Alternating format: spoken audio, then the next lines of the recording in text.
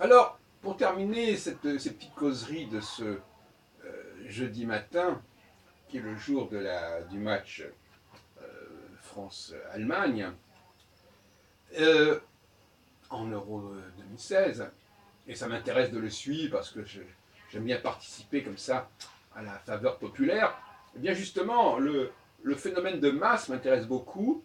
Le football est un moyen, en effet, de rassembler les gens. Mais je voudrais vous parler en quelques minutes ce matin, il est déjà 1 heure du matin, de l'après-midi, je vais vous parler de l'enfantement.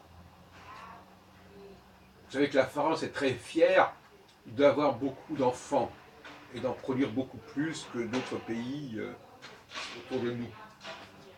Mais au fond de compte, la production d'enfants se situe dans le quantitatif et non pas dans le qualitatif. Et c'est assez normal que les femmes soient chargées de l'enfantement, puisque les femmes sont dans le quantitatif. Elles sont dans le nombre. Les femmes savent instinctivement qu'un individu isolé, ça ne vaut rien pour elles. C'est leur propre logique à elles. Hein. Bon. Elles considèrent qu'il faut être nombreux. L'union fait la force. Il faut faire masse. Et donc produire beaucoup d'enfants, d'abord c'est un acte qui est collectif. Une femme qui produit beaucoup d'enfants, ça ne veut rien dire. Mais des milliers de femmes qui produisent des enfants, ça veut quelque chose. Donc elles vont produire des enfants, et ces enfants, on va pouvoir les programmer, on va pouvoir les éduquer, on va pouvoir les élever, on va faire du quantitatif. Et c'est un enjeu fondamental pour les femmes. Contrairement à ce qu'on croit, les femmes ne sont pas dans le qualitatif. Elles le sont que par mimétisme, et souvent ça n'apporte rien, ni à elles, ni à qui que ce soit. Elles sont dans le quantitatif, c'est-à-dire qu'elles sont là pour répandre, pour essaimer, pour diffuser.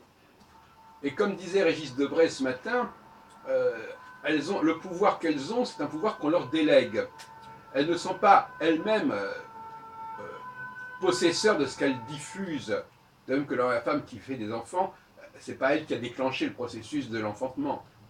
Donc elles sont en mission, elles sont là pour représenter, pour diffuser, pour divulguer, d'où un don pédagogique, un don de vulgarisation qui est assez fort, mais au niveau quantitatif.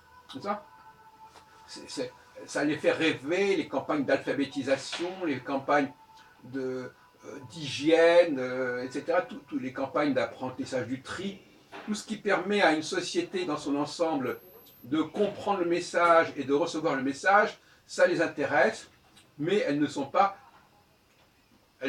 les acteurs de ces messages. Elles ne font que les appliquer, que les faire connaître.